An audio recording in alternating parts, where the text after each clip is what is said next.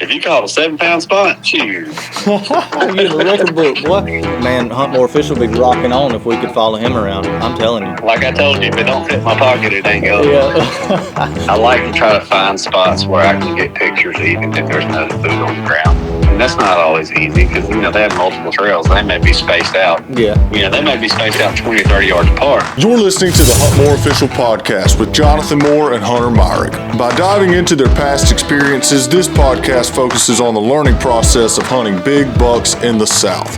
Follow along and let's hunt more official. You fished today? Yes, man. We got whooped by the wind and the fish. Yeah, the wind was terrible here. My Lord, it was windy. Yeah. It's hard to fish in the wind. You ain't lying. Somebody caught 22 pounds, though.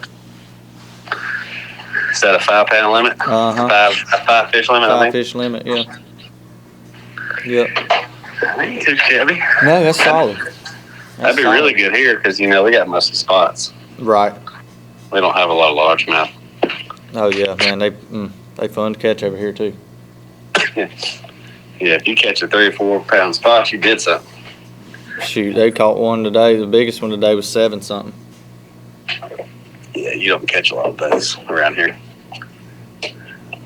Yeah, if you did, then you really did something. If you caught a 7-pound spot, shoot. You're in the record book, boy. Be close, I'm sure. I don't know what the record is here, but I don't either. I'll look it up. 7 pound, that's a big spot now. Let's see. 8 pound, 2 ounces. In Georgia or Lift at Lake Burton. And that's in Georgia? I don't know where. Yeah, in Georgia. Okay, yep. So, yeah, I think it's a little bigger here, maybe. Or maybe 10, I don't know. Let's see, Alabama.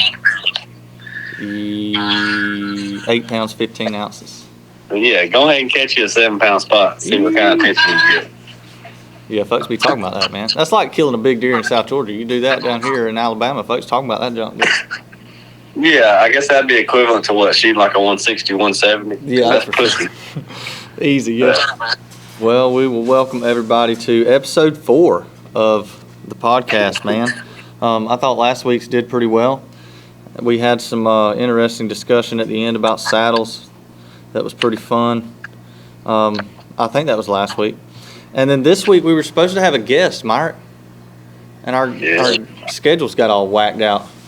Yeah, old Jackson bailed on us. Yeah, King Jackson, the king of Hunt More Official. Tagged out with his lip poked out. He was supposed to join us today and talk about his short-lived, successful season. But that will probably be next week's episode, so stay tuned for that. All of you who are listening, if you have not tuned in to all the past episodes, be sure to get caught up. You can do that on YouTube or Apple Podcasts. Today we've got some interesting information. We're going to talk about trail cameras today. I'm kind of excited about it, honestly. I looked up some information that we'll talk about here in just a second. But first thing, we didn't talk about this last week because it hadn't happened yet. But dude, how about that buck I found? Yeah, I bet that was exciting. That was exciting. It was way out of left field. I really kind of forgot about him. I knew that deer was dead in the creek, but I didn't really think we'd ever find him. So makes you feel a little better about your shooting. Oh, for sure. I mean, absolutely. I mean, when you don't find them, you're always hesitant because you don't really know where you hit them at that point. But finding him in that creek just made me feel a lot better. I was kind of getting worried he may have swam across, I was kind of freaking out about it. But the worst part to me about not finding one, I would say, is you never truly know where you hit them at. Oh, yeah. Did you do everything right and it just didn't work out? Or did you not do your part? Yeah. You know what I mean? 'Cause you practice all summer long for that moment, and then you screw it up. Yeah, you screw up and you never really know the answer to it. Right, and you film, I don't, so you have an idea. I will tell you now, and folks who are listening, if you're interested in running cameras and like filming your hunts and stuff, I highly encourage you to do it. Because if nothing else, I am so thankful that I can always go back and see exactly what happened most of the time. In that case with Chip's deer, or with that deer I shot with Chip, I didn't have the big camera on it, but we still were able to get it on video, so we were able to go back and see where I hit him. But if you're not running cameras in the tree with you, I recommend it. Myrick doesn't do it because it's too much stuff to tote. But, man, Hunt More Official would be rocking on if we could follow him around. I'm telling you, that man kills. Like I told you, if it don't fit my pocket, it ain't going. Yeah. If I could fold my bow up and put it in my pocket, I would. Yeah, very true. Very true. So let's get into our trail camera talk. First thing, I do want to kind of dig into like how we all started with trail cameras. I know you've got a lot more of a history than I do. I pretty much started with a trail camera when I first got into hunting, which was, 10 years ago or so. They were already out and kind of a thing when I got into it. So all I can really tell you is that the oldest one I had was like an old stealth cam, SD chip camera, grainy pictures, the whole 9 yards. But for you, Myrick, I remember you telling me stories about times that y'all hunted without trail cameras, period, for a while, even after they came out, right? Yeah, we would put cameras out, but not really where we were hunting. We'd put a camera out, say, over here to the right, and if we were going hunting, we'd walk on past it and go sit where we were sitting. That's crazy, man. What made y'all do that? Do what? What made y'all do that? Put cameras out, or no, like walk past them. We didn't really care. We were just putting them out because it was the new thing. I had the first camera I bought was a Wild Game Innovations. It was solid black. I think it cost $50. Right. And I would put it out, and I'd put corn on it, and I'd get pictures of good deer on it, and I wouldn't even go sit there. I don't know why. That's crazy. I would say, shoot, we didn't really start running cameras for real probably till about 2017, 2018. Oh, wow. That ain't that long ago really either. We were just getting out of college at that point, I believe. I think you may have just got out of college at that point. But,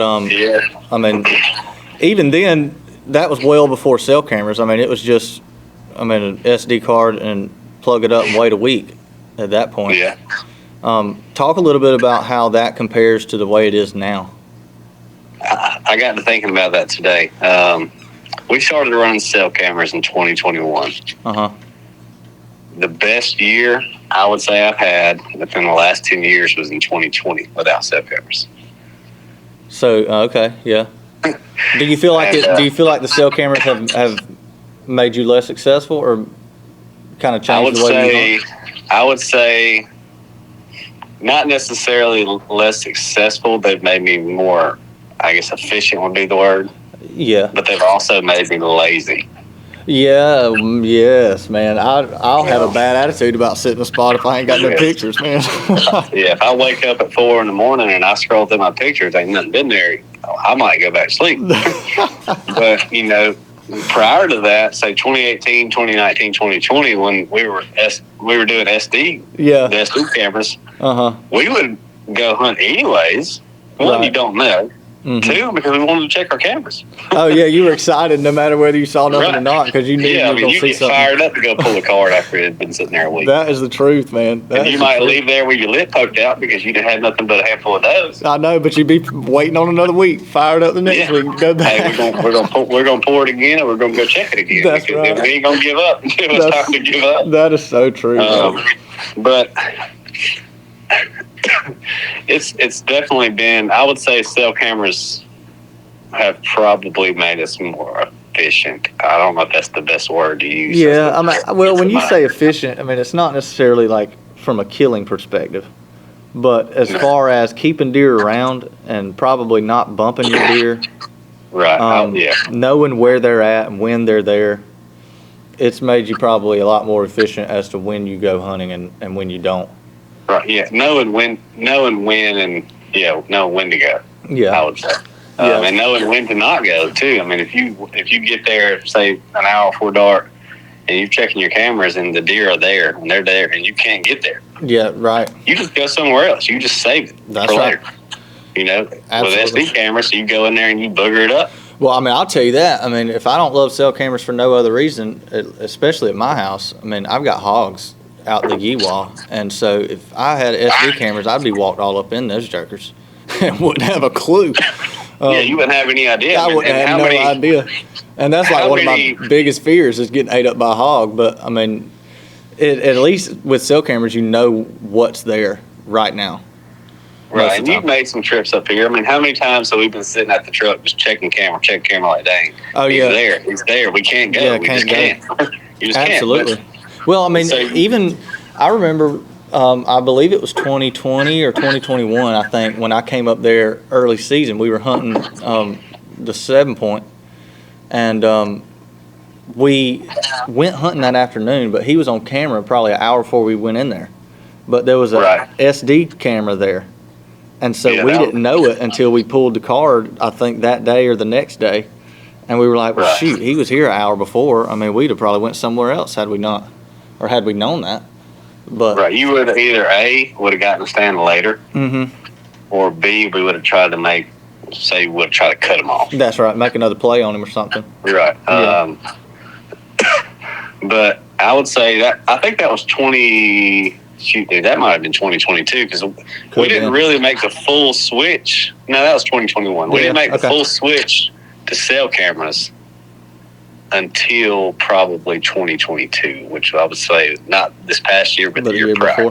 Mm-hmm. Right. We were still running a mixed bag in 2022. Yeah. And even this year I ran SD cameras, but those were just for inventory purposes. They weren't for anywhere I'd hunt. Yeah, more like scouting type things?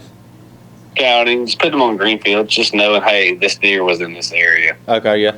You check it as you drive out. Okay, so this deer was here a week ago. Maybe he's still around. Where can I go to kill this deer? Yeah, right. I'm not a big food plot hunter, so I'm going to utilize that. I'm going to plant them, and I'm going to put cameras on them, but I'm probably not going to sit there. Yeah, I mean, I'm with you there. If I can avoid sitting on a food plot, I mean, unless it's just like what Jackson's rocking with. I mean, if I can avoid it, I'm not going to do it. Yeah, well, that was what, soybeans? Yes, it was early season soybeans. Mm-hmm. I would sit on that. I'm not going to go sit on Weedo, right? You know what I'm saying? Sure. I'm not. Even if he's coming out there every day, I want to find another way to kill him. To me, that's just not hunting. That's waiting. I mean, I guess I don't know. To me, that's just not it for me. Well, yeah. I mean, to each his own. I mean, everybody kind of has their own little way of doing it. But I mean, I'm one of those too. I'd rather dive in the woods. If I can't have a choice, like if I can choose where to hunt them, I'm probably going to try to hunt them in the woods as to hunting them on a field or something. Right. Well, from an overall perspective, as far as trail cameras go, what are your like favorite things about them? Not so much like cell cameras in general, but just trail cameras overall. My favorite thing about them, I would say, knowing what you have on your property. So you can set your goals and expectations according to what you have rather than, rather than setting an unrealistic goal. If you don't have 2 140s and a couple 120s that year, you know that. Right. You may get one 2 months into season. Yeah. But you can kind of set your goals accordingly. I would say just knowing what you have is probably my favorite part about it. Yeah. And I mean, I'll hit you right behind that with like, what's your least favorite thing?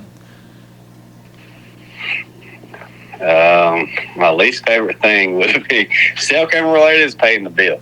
Oh, for sure. Well, I mean, I've sold some cell cameras to some high school kids this year and thought, man, I'm glad y'all can pay that bill. I couldn't have paid that bill when I was in 10th grade. No, if I'm asking for $20, it was to put gas in my truck. That's right. Pay the cell cam bill. Ain't that the truth? Yeah. Yeah, I would say the bill on the cell cameras for sure. Yeah. I guess really though, my least favorite thing is it takes the excitement out of going and not knowing. Yeah, I mean, I've noticed that a lot this past year because there was a period of time that I didn't really have much at all on camera, and I wasn't really too fired up to go hunting. Like I wanted to go, in a way, but at the same time, it just felt like a lot for nothing. Right. But I mean, you're judging all that based off of what's walking right in front of the camera. And I've told you that 100 times. Yeah, I mean, I've seen the deer I killed this year. I saw him earlier in the year, and he never walked past the camera. I mean, it was broad daylight, 20 minutes after daylight, and he walked right through there. but you would have never known he was in the area because he wasn't on camera. He didn't walk past the camera. So I would say that too. I mean, that's a terrible thing about them is that it's all judged. A lot of times it gets judged whether or not you hunt based on what the camera's doing or what it's telling you. Yeah. How much do you feel like you rely on them now? Like, obviously you rely on them for inventory and like to figure out what kind of deer you have, but in regards to how you hunt. I would say this year I relied on them too much. Yeah. Which I had some bow issues this year. I mean, there was a variety of things that just didn't go my way this year, so I didn't go very much. But I would say this year, if there wasn't anything there, I just, I'm good. Because I was taking my gun, and I didn't have anything on camera that I was excited about shooting with my gun. Yeah. That makes sense. Oh, yeah. So, I would say this year probably too much because, like we just said, how many deer walk 50 yards away from your camera that you don't even know about? Yeah. This year too much. Last year, I would say, I don't know. I was probably a mixed bag last year. Like I would kind of get into moods where I was like, I'm going regardless. Yeah. And then for these 3 or 4 weeks, I'm not going unless something's on camera. Mm-hmm.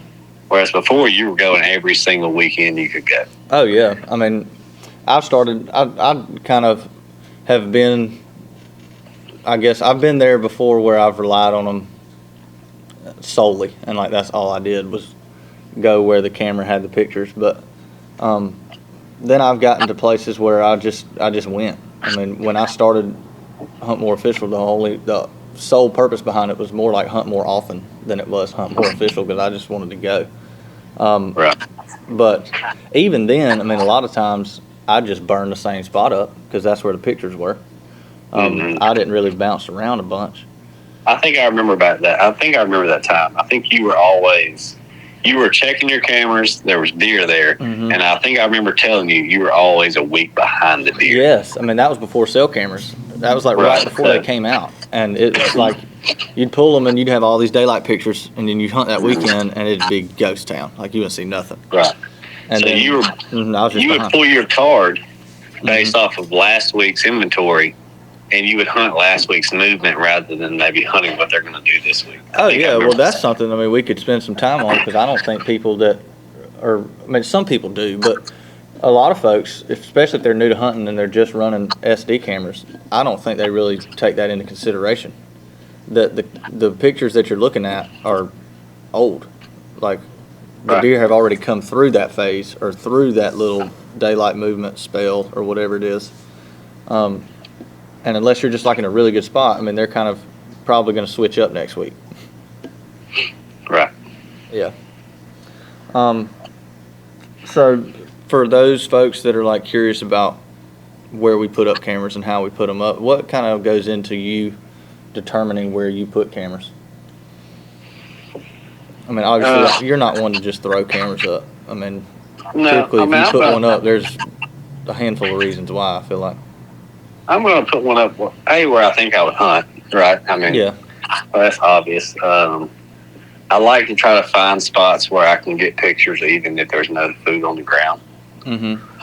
And that's not always easy because, they have multiple trails. They may be spaced out. Yeah. They may be spaced out 20 or 30 yards apart. Mm-hmm. You can't watch all of them. Right. The biggest thing is I would say I try to put them where I would hunt, and there's a reason you would hunt there. That's really the reasons why the camera goes there. Is all the reasons why you'd hunt there. Mm-hmm. Not necessarily all the reasons why you put the camera there. Yeah. But if I find the spot that I think I want to hunt, obviously the camera's going to go there, and I'm going to try to put that camera in a position to where I can get pictures even if I don't have food on the ground. Yeah, like close to a trail or something. Right, and that's one thing me and my dad argue about. Uh-huh. He likes to put the feed on the trail. Yeah. And that burns me up. I don't know why.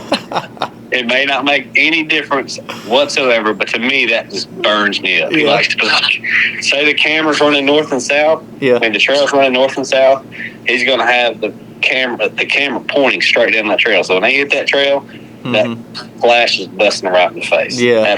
I hate it. I get that. He's going to pull corn right on that camera. Right on that trail, and that's just, to me, I take, well, that eats me up. We will argue about that for 15-20 minutes. And the folks listening just got to know y'all too, because that's hilarious to me, because y'all will. I mean, y'all argue about that. and we're both, and usually we're both right in our own regard. You know what I mean? Like, we both have like a reasoning behind it. Both methods are going to work. Just my way in my mind works better. His way in his mind works better. Yeah. But what I like to do is, say you find the trail, I like to put the camera perpendicular to the trail, bring the food off of the trail. Yeah. But even if that deer doesn't want to hit that food, they can still use their natural path to walk that area. Yeah. And you're still going to get a picture of them without blowing their eyes out. Yeah, I like that. You know what I mean? Oh, yeah. Well, I mean, I've done that too. I mean, just dumped it on the ground and poured it right on the trail and not really even paid any attention to the fact that that's what I did. But it causes the deer to change their line of movement in a way. Because they start coming in. 5 yards. Well, you've said it before too. I mean, deer come into those corn piles like a destination food source. And so they scent check it. They come from all kind of different directions to get in the right spot to scent check that corn. The big ones do, before they come into it. And so if you can keep from putting corn and changing that trail, I mean, I think it's better. I mean, nothing against your dad, which, I mean, if he were sitting here, I'd tell him that too. But, I mean, it makes sense. It makes sense. If he listens to this, we'll argue about it tomorrow. Oh, yeah, we'll never hear the end whatever. But we'll never hear the end of it. That's my thing. I want to put the corn or the camera close enough to the trail that even if they don't come there, or say the food's gone, I still want to get pictures. Yeah. But I don't want to change how they move. Absolutely. You know what I mean? Because you can't always keep it fed up. You know how we are. You know, we live 40 minutes to an hour away from where we hunt. Right. We can't always keep food on the ground. Oh, yeah. I mean, it's not a rare thing for it to go 10 days or so, 2 weeks without going there. Yeah. So I still want to know what's walking through there, and the only way to do that is to not alter their line of movement, in my opinion. You know, me and him will throw hands over it tomorrow, but it is. When you're picking those trails out, like, obviously you got a spot, there's 4 or 5 trails probably crossing through there. How do you pick out which trail you're pulling off of? I mean, I would think it's obviously off a foot sign. I mean, tracks and stuff. I mean, tracks helps. And where you're going to hunt? I would say more likely I would like to keep it on the trail that I can shoot. But if I had to say, let's just say you're doing it now, it's post-season scouting, you're pouring some food on the ground, I would say I would choose the trail that maybe is closer to the most edge. Yeah. Which we talked about, you know, if there's, say you have 3 trails running a pine thicket. Yeah. I may put my camera on the trail that's closest to the pine thicket. Yeah. This time of year, you know, who's to say when I go hunt that spot, I can't even shoot the pine thicket. You know, right, maybe too. Yeah, absolutely. You know what I mean? But I would say, in regards to this time of year, I'm going to put it on the trail I would think the buck is using the most. Yeah. It may not be the most ate up trail. Yeah, I see that too. I mean, I've seen some big deer come out of places that like no other deer walked. Right, and then I think if you Google that, you're gonna get that same answer. Yeah, I agree. But that's not to say they're not going to use a trail that's burned up. Yeah. You know, I guess best case scenario, you'd have a camera that can shoot 360, right? But yeah, yeah, absolutely. You can watch 2 or 3 trails at one time. If that doesn't exist, you got to pick one. Yeah, for sure. Yeah, and that's the hardest thing for me on the ground, that's not to say you can't pull a deer off of one trail that you weren't watching and get in there. No, yeah. But if you're not getting that deer on that trail without food there, then hey, maybe let's transition over to the next trail. Because that's all going to help you situate your stand for next year. Well, that's something I've really started paying attention to in the last few years, especially this past year, is whether or not deer frequented that spot when there was no food. Because I've heard you say it many times. Use the corn to make a good spot better, not to make a bad spot good. And so the only way to determine that is to find out what they do when there is no food. Right. And so, I've been paying attention to that a lot, just to try to figure out how good the spots I'm hunting really are. Right. For those who are curious, this is just a little nugget of information. Trail cameras first came out in the 1880s, man. The 1880s. And it was called a camera trap.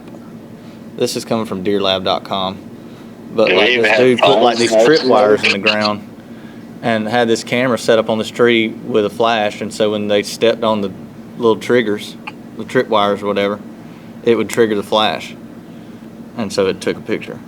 Boy, I bet that flash. Oh yeah, well the first picture, I'll send it to you when we get off of here. The first picture is like 3 deer running away. One of them's midair, like stretched out, scared to death probably. But it went from no moon to full moon. Yeah, like right now. Oh my gosh.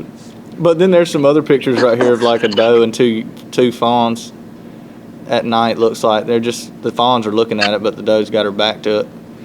But it's just cool. It's crazy when we really start to think about it, kind of back when trail cameras first started to what they are now. How far technology has really come to the point to where, they're sending pictures to your phone. You don't really have to go to the woods at all to find out what's going on. And in hunting, and it goes into fishing too, like we were talking about when we first started out. From the live scopes and all the technology and electronical stuff that you can put on your boats, it takes hunting and fishing to a whole nother level, I would say. Yeah, I was going to ask, which one do you think is worse, a cell camera or a live scope? Worse in regard, when you say worse, what do you mean? As in, some people think cell cameras are unfair. Yeah, okay. They give the hunter an unfair advantage. Which one do you think is more unfair? Well, I sit on the side of the fence where, I'm for both of them because I think it just takes everything to a whole different level. You can catch bigger fish. You can find deer without bumping deer and things like that. But I do see how people think it's unfair. Because some folks are completely against trail cameras. Some folks are completely against live scope. But if I had to pick, I would probably say, I'd probably have to say cell cameras. You think it's more unfair? Yeah, in a way, because folks can, you literally know when they're there. If you wanted to go kill them, you could kill them. Some spots. I don't know if that's true, though. Well, yeah, I would say a live scope is more unfair because you can see them right there at that moment. You just got to figure out how to catch them. Yeah, If I told you there was a mature deer 200 yards away, go try to kill him, how many people do you think will get that done? It's tough to do. It is tough to do. I got close to one this year, but still, it's tough to do. To get a shot off. Right. I kind of see what you're saying. Fishing, if you just kind of play around with it long enough, you sit right there. I know with the trolling motors and things that they got, power poles and stuff, you can lock that boat down. And you sit in the same spot all day long and not move a muscle and figure out how to catch them. So I can or you can decide if you need to move on. Yeah, true. There was some fish that was caught in this tournament that were sight fish, which I don't think you could do 15 years ago as easy as you can now because of the technology. You can keep your boat in the same spot. You can see where they're at and if they move or whatever. I don't get into it that deep, but those trolling motors are expensive too, but they're sweet. You ain't lying. But that kind of wraps us up today. I think we had some good conversation about trail cameras and all that kind of stuff. For those who fish a lot more than we do, let us know what your thoughts are on live scope. Tell us the things we don't know. And be sure to tune in with us next week. Hopefully next week we'll have Jackson with us and we can talk about his season and all the deer he has killed in the last couple years because he has definitely he's been successful, wouldn't you say? Oh yeah, very. Yeah. So before we go, let's hit him with a tip of the week. I'll kind of go with one. I would say, for those who are listening, if you don't have a cell camera, go get a cell camera. To me, I think they're such a huge time saver. I mean, it can make you lazy and things like that. I mean, I'm with you on that, Myrick, but I do think that everybody needs one. It's going to save you a bunch of time. That's my thought. Yeah. I would say even if they're not on camera, go hunt. But I would also say don't just use that camera to tell you what deer you have. Use that camera to tell you why he's there, when he's there. More so to kind of learn the property. Well, learn how to pattern that deer. Yeah, learn you can the deer. pattern that deer with a cell camera. Yeah. You know? Yeah. I mean, I know you've done that. It's a tool. It doesn't just take pictures. You know? Absolutely. Absolutely. The cell camera gives you real time information. You're not digging back through a week's worth of pictures like you would on an SD camera. Yeah. Trying to piece it all together. Very true. Very true. So that's a good point. If you got cell cameras, start looking into the pictures and what's going on that day, the wind, the weather, all that kind of stuff. Try to figure out why it's there. That's good stuff, Mike. Well, that'll wrap us up, folks. We appreciate you tuning in, and we really hope you'll join us next week. Please subscribe to our channel. Follow us on social media. This is Jonathan and Myrick. We will catch you next week.